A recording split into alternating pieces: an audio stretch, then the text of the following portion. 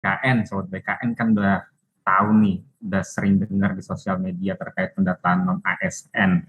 Ada nih yang lancar dalam pendataannya, ada juga yang menemukan kendala selama pendataan.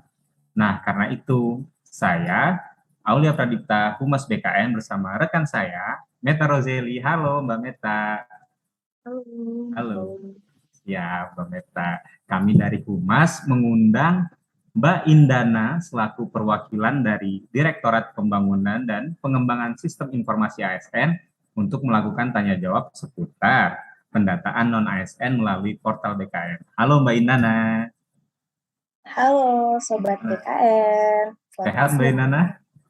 Alhamdulillah, sehat. Alhamdulillah sehat. Nah, kita sudah merangkum nih beberapa pertanyaan dari kawan-kawan non ASN terkait pertanyaan akun saya bagaimana ya saya salah upload segala macam. Nah, ini ada rangkuman pertanyaan pendataan non ASN dari media sosial, telepon dan email yang masuk ke Humas BKN.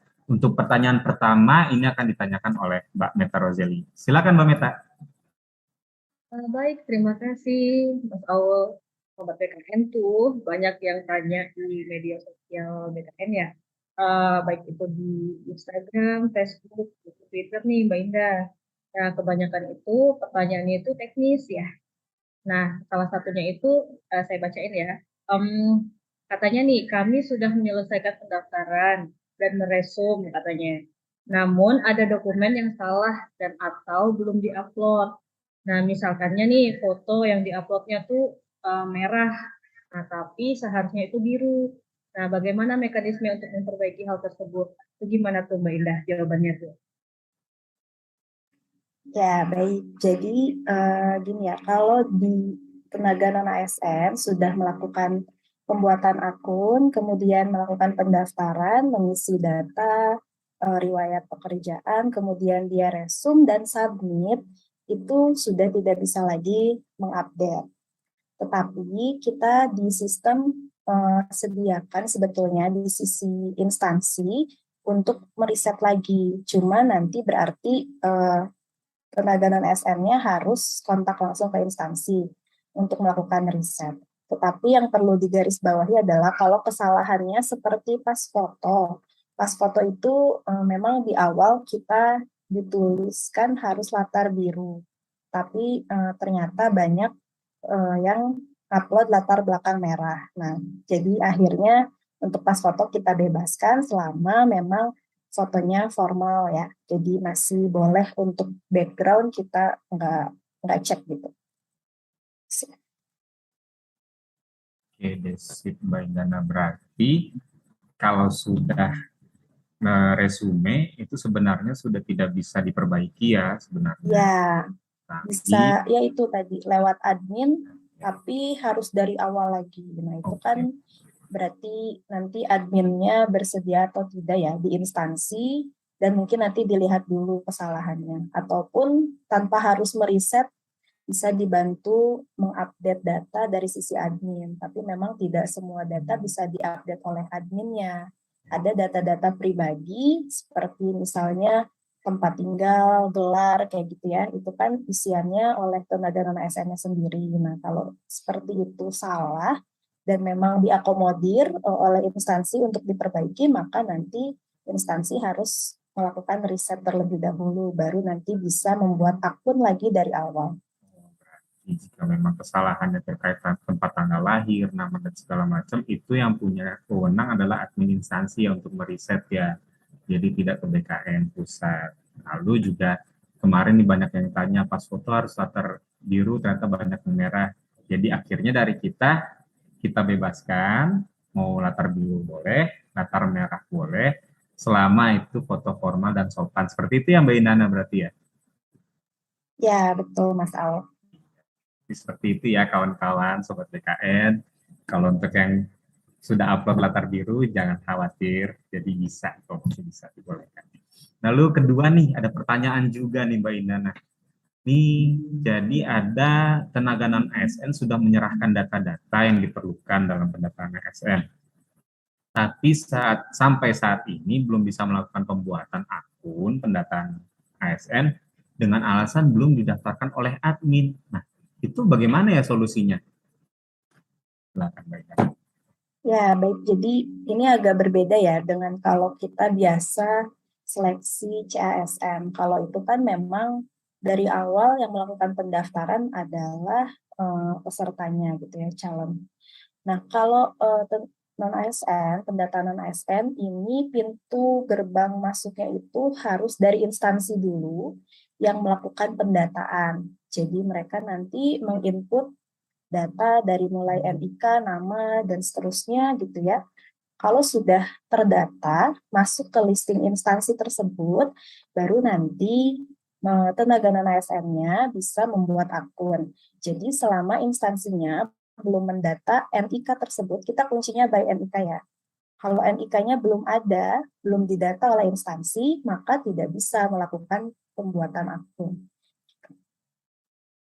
Berarti kalau motifnya seperti itu di aplikasi, harus kontak instansinya gitu. Kenapa saya belum didata? Oke, berarti itu data awalnya adalah NIK, benar ya Mbak Indah? Nah, NIK itu akan didaftarkan oleh admin instansi. Nah, berarti untuk begini solusinya berarti harus ke admin instansi masing-masing ya. Ya, takutnya ada kendala juga gitu di instansi ketika melakukan pendataan, seperti ketika dikonekkan ke data Dukcapil gitu ya, tidak sesuai, entah itu misalnya antara NIK dengan nama atau dengan tanggal lahirnya tidak sesuai, atau misalnya ada NIK-nya ditemukan tapi tidak aktif dan lain-lain. Jadi kadang memang harus diperbaiki dulu ke Dukcapil, makanya perlu dikonfirmasi lagi gitu ke instansi, atau malah memang belum memenuhi syarat sesuai SMM-PAN itu untuk dilakukan pendataan, makanya tidak diinputkan oleh instansi. Jadi dari tenaga non-ASN sendiri harus bertanya juga ke admin instansi mengapa belum didaftarkan. Mungkin juga tadi yang tidak sesuai dengan SMM-PAN, atau bisa juga ke Disdukcapil, mungkin ada perbedaan seperti itu yang Mbak Indana. Betul ya. Ada pertanyaan lagi, apalagi nih Mbak Meta? Oke, pertanyaan selanjutnya nih Mbak Indah. Katanya nih, saya mulai bekerja bulan Juni tahun 2021 dan SK saya dibuat 1 Juli 2021. Sampai sekarang saya masih aktif bekerja. Apakah bisa untuk syarat pemetaan P3K yang saat ini sedang didata? Itu katanya Mbak Indah. Gimana tuh jawabannya tuh?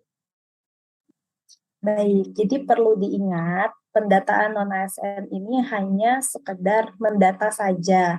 Sebanyak apakah tenaga non-ASN di instansi gitu ya. Karena kami di Menpan dan BKM tidak punya datanya nih selama ini. Kita mau mengambil kebijakan ke depan, tidak tahu kondisinya seberapa banyak sih sebetulnya tenaga non-ASN yang ada gitu di instansi. Nah, kemudian tadi persyaratan sesuai SMN-PAN harus memiliki minimal 1 tahun masa kerja pada 31 Desember 2021. Berarti kalau SK-nya atau mulai bekerjanya hanya 1 Juni, misalnya tadi ya 1 Juni atau 1 Juli 2021, maka belum memenuhi persyaratan minimal 1 tahun masa kerja per 31 Desember 2021. Nah, kalau seperti itu, walaupun masih aktif sampai sekarang, berarti tidak bisa dilakukan pendataan dulu.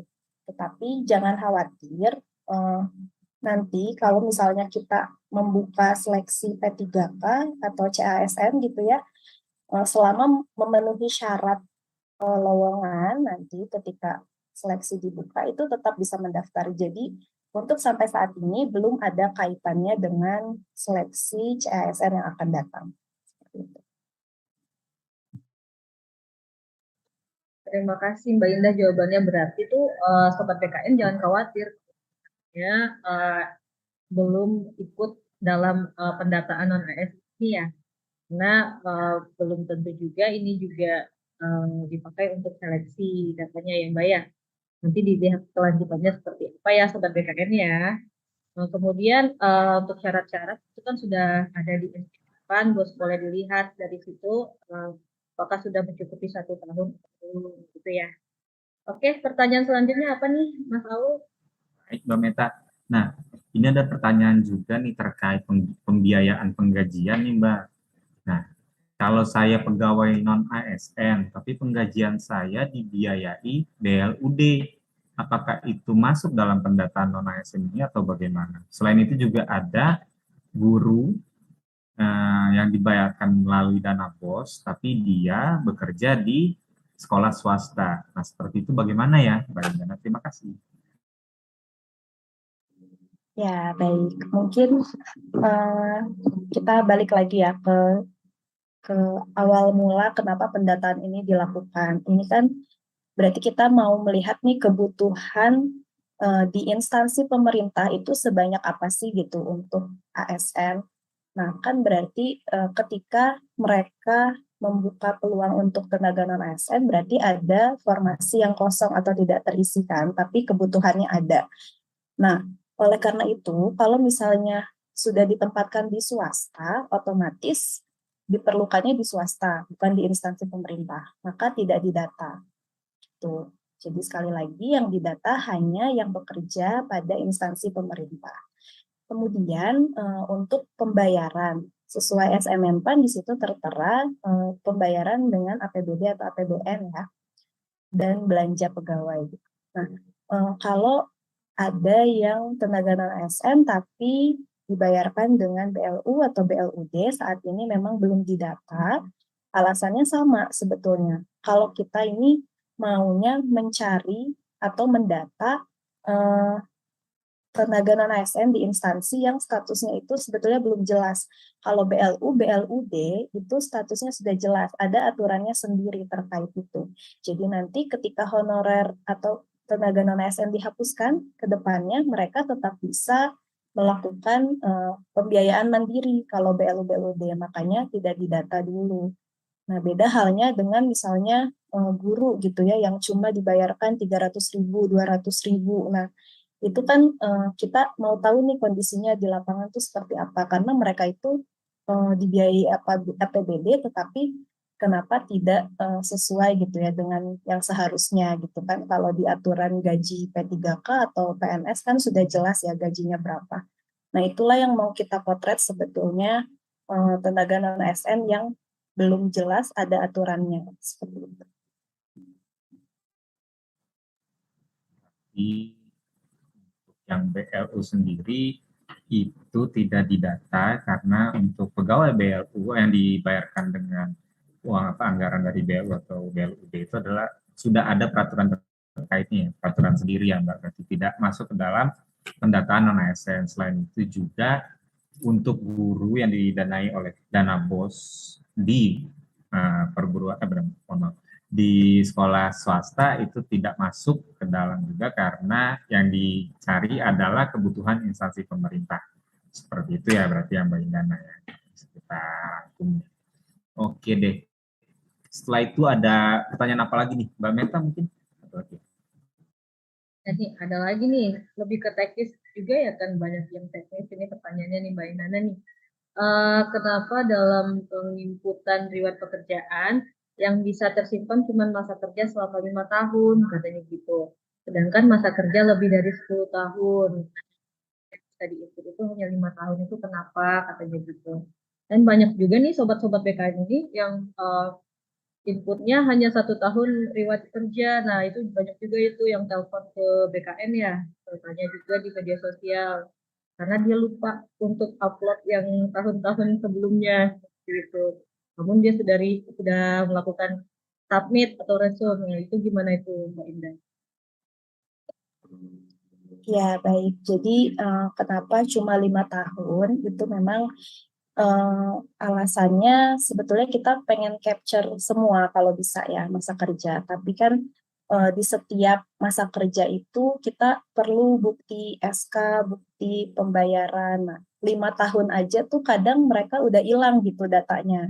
Makanya kita 5 tahun terakhir aja yang cukup. Dan alasan kedua memang kita tidak mau membebani storage ya, karena tenaga non ASN ini cukup besar jumlahnya, dan kalau satu orang aja satu file itu kan bisa maksimal 2 mega ya. Kalau dikalikan satu orang 5 riwayat dikali 1 juta dikali 2 mega, nah itu membebani storage yang cukup besar. Jadi memang kita batasi maksimal sampai dengan 5 riwayat. Kemudian kalau yang tadi kelupaan baru 1 riwayat, nah itu sama sih ya dengan yang pertanyaan awal tadi. Kalau instansinya bersedia melengkapi atau melakukan riset, itu bisa nanti kalau riset berarti tenaga non ASN-nya bisa membuat akun lagi dari awal dan seterusnya. Tapi kalau instansi bersedia melengkapi riwayatnya dengan mungkin tenaga non ASN-nya sudah membawa bukti-buktinya gitu ya, jadi udah diserahkan ke instansi, tinggal input, itu juga bisa. Kalau sekali lagi kalau memang instansinya bersedia. Kalau secara sistem dimungkinkan sebetulnya. Oke, berarti jawabannya itu masih bisa dilakukan perbaikan ya Mbak ya. Misalkan admin instansinya bersedia untuk melakukan Mbak ya. Silakan Sobat BKN hubungin tuh admin instansinya, cari tahu ya kan. Minta tolong sama admin instansinya masih bisa diperbaiki atau tidak gitu ya. Kemudian ada lagi nih pertanyaan Mas Aul, gimana?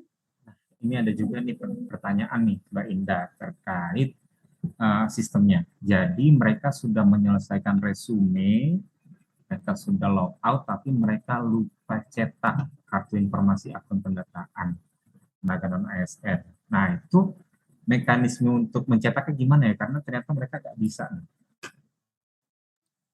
Kalau pencetakan akun dan pencetakan bukti pendataan itu bisa dilakukan lagi. Jadi tinggal login lagi sebetulnya selama sudah resum ya. Jadi kalau belum resum memang belum keluar lagi tombolnya. Kalau sudah resum nanti akan muncul lagi di halaman resum tersebut di bagian bawah ada tombol cetak kartu informasi akun dan cetak bukti pendataan tenaga non ASN 2022. Ya, jadi sebenarnya mereka bisa login kembali ya. Harusnya login kembali dan cetak kembali itu seharusnya bisa ya. Mungkin mereka lupain untuk login kembali ya dari Sobat BKN yang bertanya. Lalu ada lagi terakhir nih, bukan terakhir sih, ada satu pertanyaan lagi nih. Apa yang akan dilakukan BKN setelah pendataan sampai dengan tanggal 30 September ini kan selesai. Nah, setelah itu apa yang akan dilakukan oleh BKN? Baik, jadi kalau dari timeline di SMNPAN memang berakhir di 30 September ya, 2022. Jadi, tapi setelah didiskusikan ada timeline tambahan, jadi di 30 September itu kita sebut dengan prafinalisasi. Jadi setelah 30 September nanti akan dilakukan uji publik. Uji publik ini kita akan tampilkan hasil dari pendataan ini, di setiap instansi wajib mengumumkan. Nah, nanti selama kurang lebih 10 hari, masyarakat bisa melihat nih gitu, apakah ada yang tenaga non-ASN yang harusnya didata tapi nggak masuk, atau sebaliknya ya, yang harusnya belum memenuhi syarat tetapi ternyata masuk. Nah, itulah uji publik gunanya seperti itu. Jadi untuk melihat bagaimana respon dari masyarakat. Nah, kalau misalnya ada yang terlewat atau malah justru harusnya tidak didata, tapi malah didata, berarti nanti instansi harus bersurat lagi ke BKN untuk dibukakan kembali untuk pendataan ulang gitu ya. Jadi nanti setelah dibukakan akan bisa didata dari awal lagi. Baik itu mau menghapus bagi yang tidak memenuhi persyaratan ataupun untuk mendata yang terlewat tadi gitu. Nah, itu kurang lebih akan dilaksanakan sampai dengan 31 Oktober. Jadi finalisasi akhirnya nanti ada di 31 Oktober. Oke, baik, seperti itu ya. Jadi mungkin ada pertanyaan lagi dari Mbak Meta. Gimana Mbak Meta? Iya nih, terakhir ya nih Mbak Indana nih. Sebenarnya kita masih banyak, cuman yang ini yang sudah kita rangkum pertanyaan terbanyak di media sosial kita. Nah, dari sekian banyak pertanyaan itu kan itu teknis semua ya, bagaimana sobat-sobat BKN ini melakukan upload di portal BKN itu seperti apa. Nah, menurut Mbak Indana nih, gimana tips dan triknya untuk sobat-sobat BKN agar mereka tuh tidak salah lagi dalam penguploadan, karena ini kan Untuk kelanjutannya mungkin nextnya teman-teman ada yang nanti mau ikut seleksi. Nah sama sebenarnya portal yang diisikan itu kan seperti itu juga. Nah agar tidak salah-salah upload itu apa nih tips dan triknya dari Mbak Indah? Begitu Mbak Indah. Apa ya, ya paling dikumpulin dulu kali ya, kan kita udah tahu, sama-sama tahu data awal yang diinput harus memenuhi 1 tahun masa kerja gitu ya, dan syarat-syarat lainnya sesuai SMMPAN itu dicari berarti SK dan juga bukti bayarnya. Nah, riwayatnya juga sama, itu dikumpulkan berarti 5 tahun.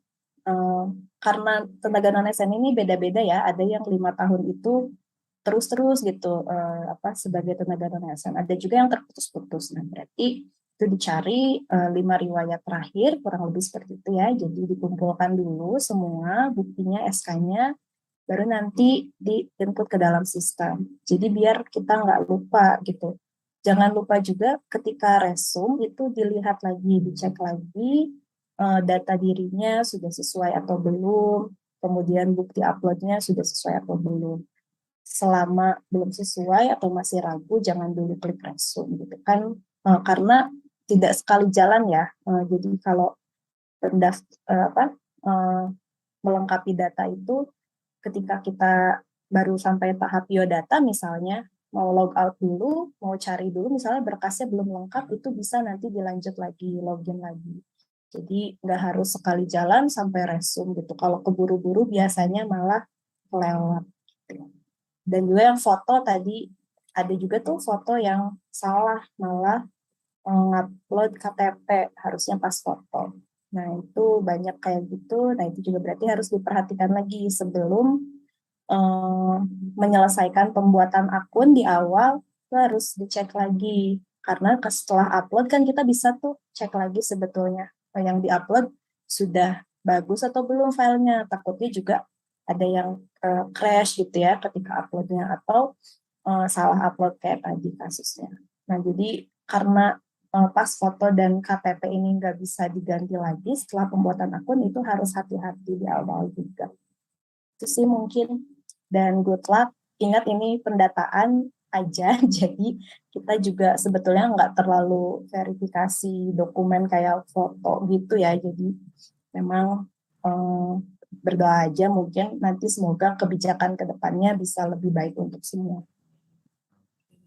Iya, jadi seperti itu ya Sobat-Sobat BKN, gimana tips dan triknya dari Mbak Indana nih agar kita tidak salah-salah lagi dalam mengupload data di portal BKN ke data BKN. Itu Mas Aulia. Iya, maaf. Tapi ini ada satu lagi pertanyaan yang menurut saya bagus nih ditanyakan oleh siapa tadi namanya? Ada di YouTube kita yang sedang kita live ini. Ada satu lagi, mohon maaf nih Mbak Indana. Mau tanya, yang diinput 5 riwayat terakhir itu dari tahun 2017 sampai 2021 atau sebenarnya dari 2018 sampai saat ini sedang bekerja, karena dari BKD itu ada yang menyampaikan dari 2022. Mohon penjelasannya Mbak Ida, bagaimana? Ya, betul ya. Jadi kita nggak batasi sih sebetulnya. Jadi boleh 5 tahun itu sampai M-nya 2021 atau juga 2022. Tapi baiknya memang yang 2022 itu diinputkan ke dalam sistem sebagai bukti bahwa yang bersangkutan memang masih aktif sebagai tenaga non ASN hingga sampai saat ini. Oke, berarti sampai 2021 sebenarnya boleh, tapi baiknya memang sampai 2022 sebagai bukti bahwa tenaga non ASN itu bekerja sampai sekarang seperti itu ya, karena memang Menpan sendiri bilang seperti itu ya, yang bekerja sampai dengan hari ini. Oke deh, mungkin itu kita bisa wrap up dulu ya Q&A kali ini. Terima kasih Mbak Indana atas waktunya, sudah menyempatkan waktu bersama Humas BKN untuk melaksanakan Q&A, tanya jawab seputar sistem pendataan non ASN. Untuk menutup acara kali ini, billahi taufiq wal hidayah. Assalamualaikum warahmatullahi wabarakatuh. Waalaikumsalam. Terima kasih teman-teman. Terima kasih sobat-sobat BKN dan tenaga non ASN.